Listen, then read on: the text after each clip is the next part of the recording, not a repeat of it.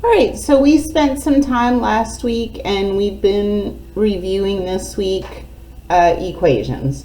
And today I just wanted to kind of go over the importance of making sure you know the process for solving these problems so that you're not depending on just things that you actually know the process for solving, because these problems are not going to have numbers. But you don't solve them any different than you solve problems with numbers. So let me tell you what I mean by that. So on the first problem, we have C plus D is equal to E. And I'm asking that you solve for C, which means I want to figure out what C is equal to.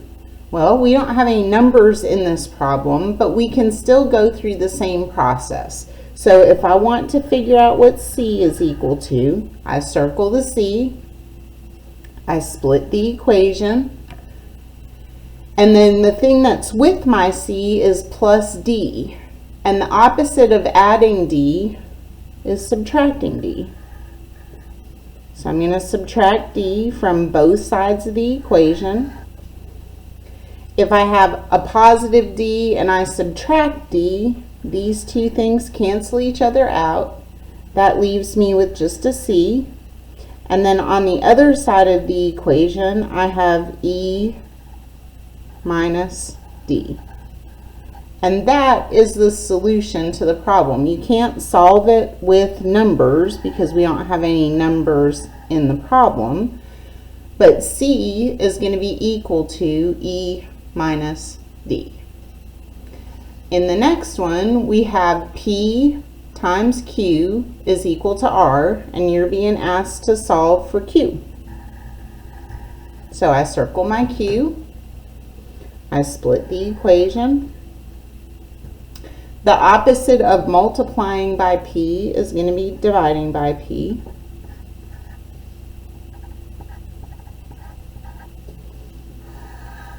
If I have P and I divide it by P, that's just going to be 1. So those kind of cancel each other out, or they equal 1 Q. And then on the other side of the equation, I have R divided by P, which can also be written as Q equals R over P, like a fraction. So we don't have any numbers, but we can still solve the equations the same way, which is what you're going to have to do once we get into some harder problems. So I just want to make sure that you know the process.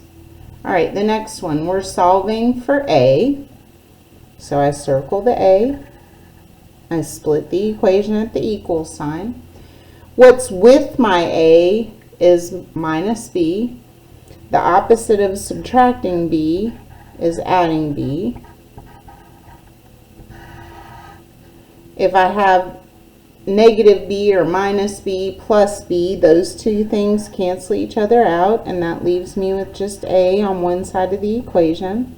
And then on the other side of the equation, I have C plus B. So when I solve it for A is equal to C plus B. I don't have any numbers, but I do have my variables. And then on the last one, I have M divided by N is equal to Y. And we can write it as M divided by N equals Y. I want to solve for M. So I'm circling that M. The opposite of dividing by N is multiplying by N, and I have to do that on both sides.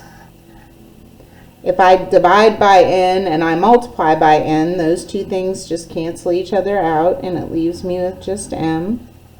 And then on the other side, it's Y times N, or you could say M is equal to Y N, because if there isn't anything in between our variables, that shows multiplication. So M is equal to Y times N. You're going to have some problems like these tomorrow, so make sure that if you have questions, you ask or watch the video And if you still have questions, the answers will be posted for the starters the next day. But look at this video and see if you can figure that out. And those are called literal equations, where you've just got variables instead of numbers, but the process is still the same.